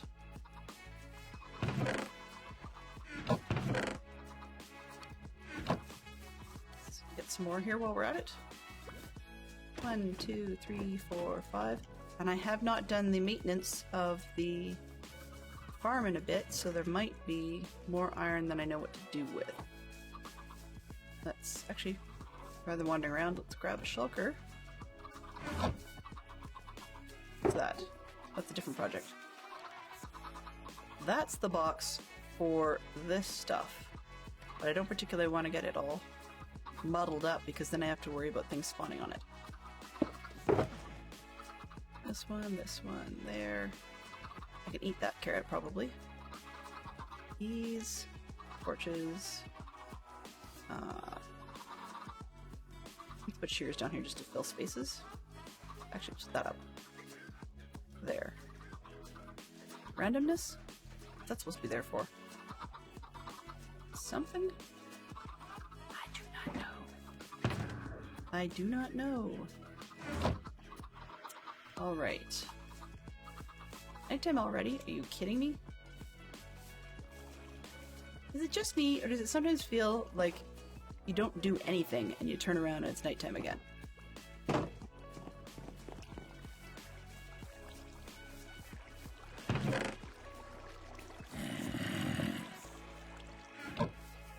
But cleanup time, real quick.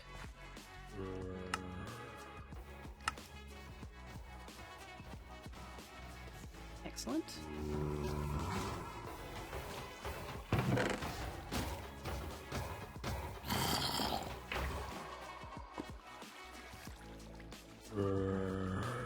Let's do this. A little bit easier.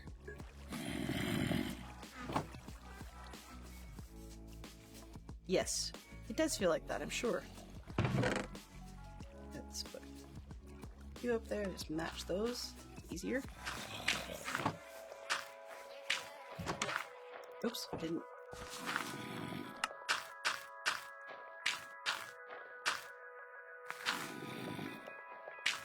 Easy enough? Alright. I slept the last one, so I don't have to worry about. Uh-oh. Well. What do I have for space? Uh-oh. That's gonna be interesting.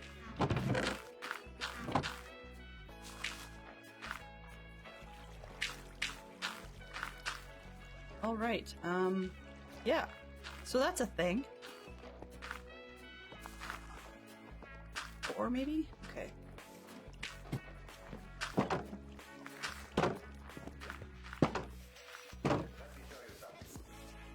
Apparently I have a lot.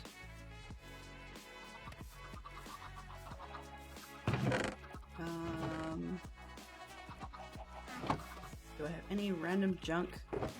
I just had random junk blocks kicking around, didn't I? No. Where did I put them? Who knows? Who knows? It's like the wall of holding.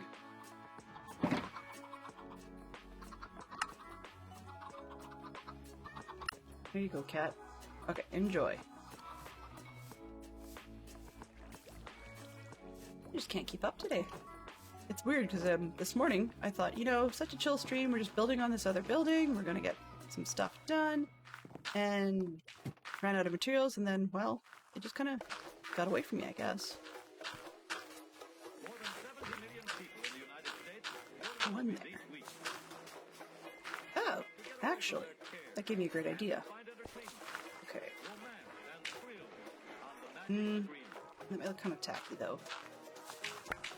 Let's see how this looks.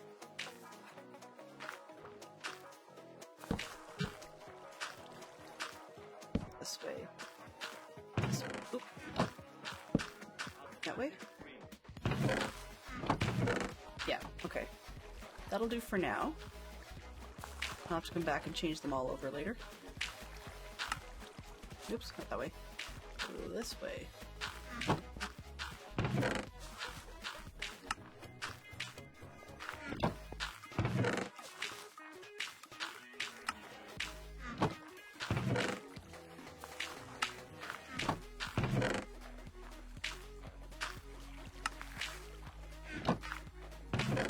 Let's go back that way. Do you have space now? You got space. Good enough.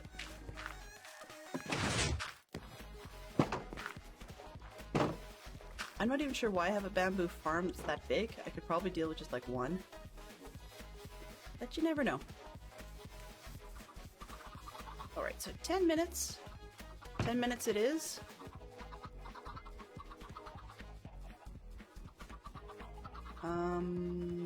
What was I looking for? There was something.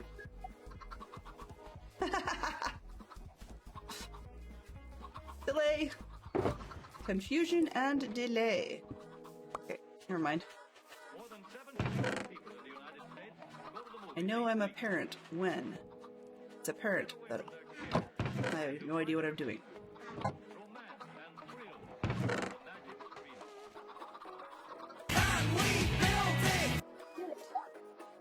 For the end of stream?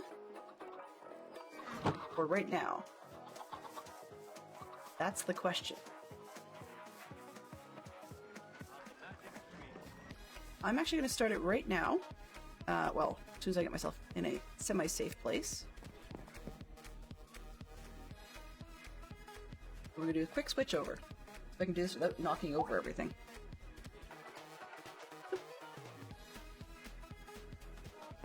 I'm going to do it right now. So the way this works, as I set up the Lego screen, I'll quickly blah blah you through it.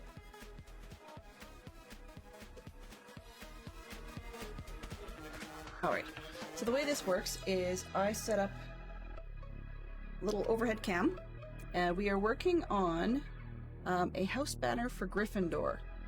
For Gryffindor House out of Lego, clearly. And there's a set of 4, and we're just starting with the Gryffindor one. I think that's partly just because that's what we've got. But I picked up another one as a wonderful gift from Fantastic Sherlock Fox. So, let's see if I can just remember the camera this time, because sometimes I forget. It got twisted.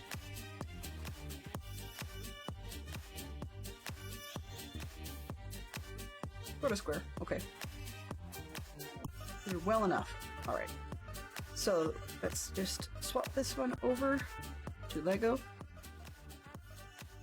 Aha! The only change I need to make to this is I need to be able to interact with the instructions so that I can see what's going on. And we are on, I think, we're about there, maybe? Not quite right. Let's see if we can get into present and then see how close we are. Working on the hanger last I checked. Nope, got the hanger on. Okay, and then we squared off, we put little roof panels on. Okay, I think that's where we ended off, was about 85. And then we slid in the card in the back for 86. So we're good there. Alright, so now it folds in. And I will just give it a 5-minute timer. You guys can see that kind of on the corner of the screen there. That's better. So it folds in, yay. And then we've got some more yellow strips that go along the side. 2 short pieces and 3 medium ones. Okay, so it's 1, 2, and 3 of that size. And then I need 2 short ones in the other box. 2 short ones.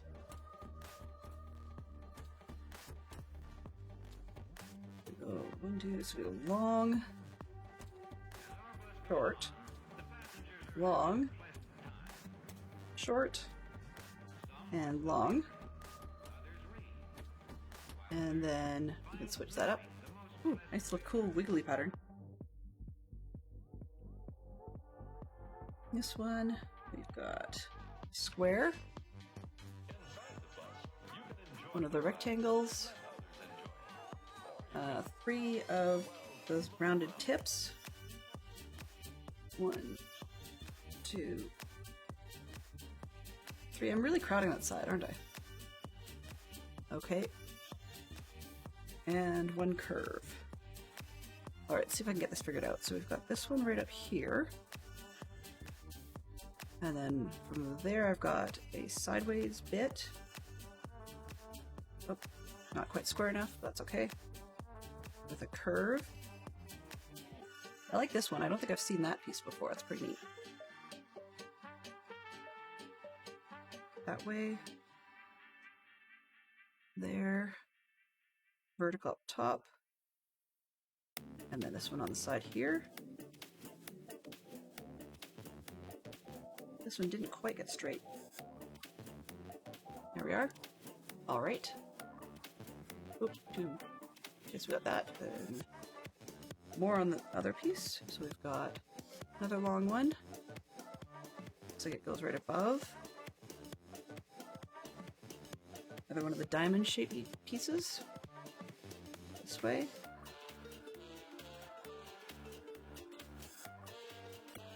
Three of the little ends. And a short one. So the short one going in here. And then the 3 ends. This one. That might catch if I don't get it square. And this piece. And this one. All right. I'm assuming it's going to be a bit of a rinse and repeat on the other side. Indeed it is. Okay. So we've got 3 longs, 2 shorts,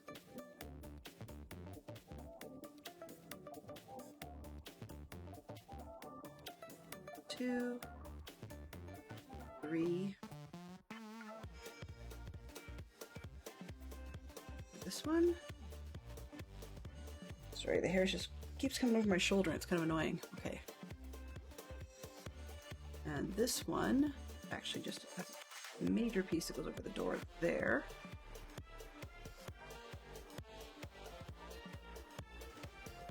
Okay, now we can build across the top. So we've got short. That's 2 of those. 2 shorts. 1 long bit. 1, 2 of the diamond-shaped ones. So they're doing it all as one strip now. Interesting. And 6 of the little end bits. And a curve. 3, 4, 5. Oops. 5 and 6.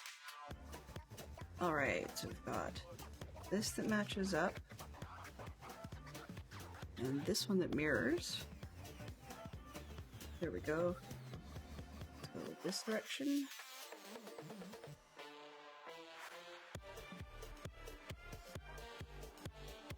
Up. That side. I get the impression we're not that far from the end. Oh, fussy, fussy. There we go. Side, and then down. It says I'm done. I'm going to finish this step. Now we have 5 minutes left, so if anybody, well, 2 to 3 minutes basically, but I usually go overtime. So if anybody wants 5 more minutes, they can redeem that. Otherwise, we will leave the next step for tomorrow, or whenever we get another redeem. It's no big deal.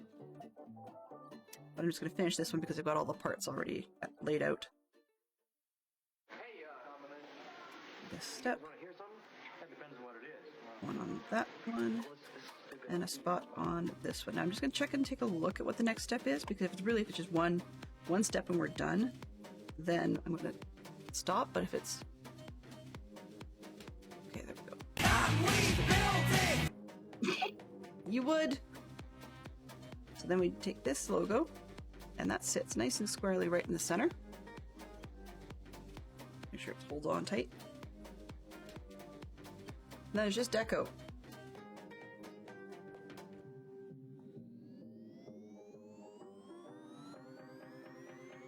Not okay. So now we've got opening back up. We've got candles, which are made out... Oh, did I not build the candles? Huh. They didn't tell you about it, but that's okay. We've done these things enough times, we shouldn't need assistance on how to build a candle. Because apparently I can be a doofus and not remember how to do it. There we go. That's what the gold bits are for. That looks better. And I'm just going to have to set that down because I've got the build laid flat, which is not going to work too well to put candles in until I can see what I'm doing. But thankfully these two have places that we can snap them in so that they don't actually have to be sitting. Go. Doesn't feel very stable though. Alright, and then I don't know what they're doing with the board. It seems like they're hiding it inside the roof or inside the tile. That's odd. Oh, I see. They're showing it the closed up mode. Okay, now I got it. Now I understand what they're doing. So if we put the pieces on correctly, then when you fold it up, it'll actually hit all the empty gaps. And I'm going to have to order... You can see on the screen there's a piece missing compared to the picture in the corner. And I don't know what happened, but I'm actually missing a piece. So I need to order that bit, which is too bad. Come on, there we go. But I think that looks about right. And then I close... Oh, next one. Yeah, so I can close it up like that. And that's really all she wrote. All done. So they can sit up a little bit. You can sort of see part of it. I'll do it this way. You can sort of see the set, and then you'd have your various characters doing their various things, sitting in the chairs, standing around. Just clip them. Oh, can't clip them that way, wrong way. But yeah, so they could be hanging out. And that's that. So good thing we did finish that one. I will show you real quick the next one. Set this one aside. So it's become a bit of a tradition in our house that when I survive a stream weekend, particularly when it's been notably something else has been going on to keep us busy, then I get a new set of Lego. So rather than anything big and fancy and that we don't really need, you can guess, surprise, da-da-da-da. The next up, when we start this again, we'll be opening up and starting to sort for the Slytherin house banner. But I will save that for another day. In the meantime, we will find somebody to raid. So I will just quickly set us back to the the Minecraft screen. And the reason for that is that anybody who pops in last second would then be able to know, yes, she sort of, at some point, was doing Minecraft. Right? And then we're going to raid out to a Minecrafter, not a Lego artist tonight. Stormy's up, exactly. So it's Tuesday, we go to Stormy. Oh, that latest death is kind of embarrassing. Let's just go over here. So I want to say thank you to everybody who hung out tonight. I really do appreciate it. And we will go off to Stormy. Actually, that's the best bet. Stormy's amazing, and I love watching her streams. So thank you to everybody who came by and saw a little bit of what we were up to. Put up with a bit more of the restocking and shopping, and we'll get back to working on the monastery tomorrow. If we do Lego, Our next one up will be the Slytherin House banner.